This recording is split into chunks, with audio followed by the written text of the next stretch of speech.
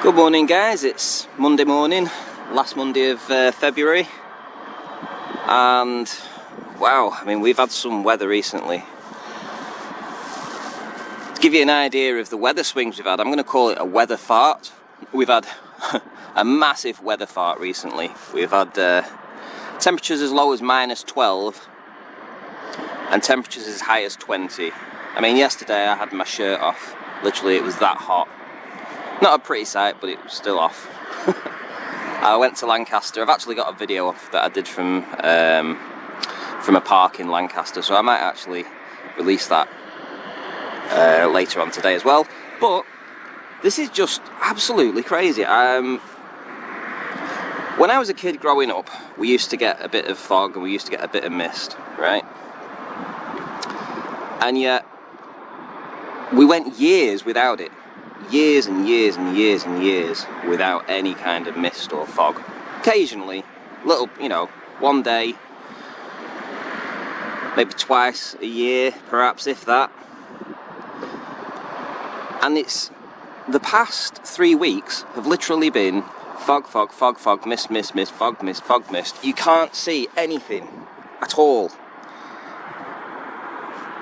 And it's a glorious day. I mean, there's blue skies.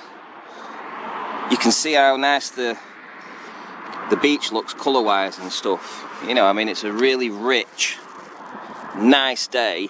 And yet, for whatever reason, whatever's going on with this weather fart right now, we've got blockage. Not curvature, we've got blockage. We just can't see through the atmosphere.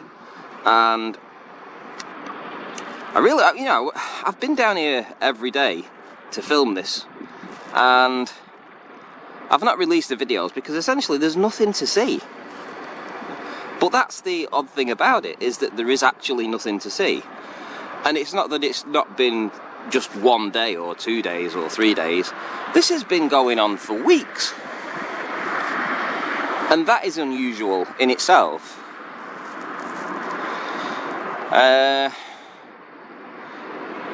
I mean, just look, the weather out here is absolutely glorious. I mean, the waves are just lapping up. You can imagine if I was down there doing my 1 foot observations or 1 inch observations, with a bit of luck and clear weather, we'd be able to see the buildings of Barrow, no problem. But I mean, it's absolutely a stunning day for doing observations, but there's no visibility at all. Very strange. I mean, over here we'd normally have the wind turbines very prominent. You don't see them either, so just a crazy situation recently. And I can see that they're actually repairing the beach. They're down there. That's where I was doing a lot of my filming from before. Directly out from that line there, sort of thing, roughly where that sandbank is there, I would say. And yeah, when they put the pipes in, they absolutely trashed the beach. I mean, the beach was absolutely trashed down here. You couldn't walk off the steps. In fact, you'll see these little holes here where they just collected and pooling water. And this is what it was like right down at the bottom of the steps all the way along here. They actually had signs up that you couldn't actually come down. Anyway, so yeah, next month, it's my birthday next month, and I'm heading to Scotland, and I'm going to be staying in a place called Calendar, or Calendar.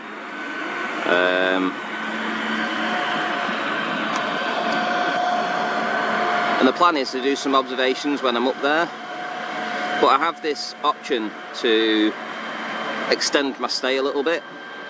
So I believe we're going for a week, but I mean, Calendar's a fair way away from Loch Ness, but I do really want to go to Loch Ness, and I'll tell you for why. It's because the day that I'll be leaving will be the day of the full moon from Calendar. And yet, just a couple of days after that, we have you know, 2 days after the full moon, which is where I say we get all this beautiful clear weather.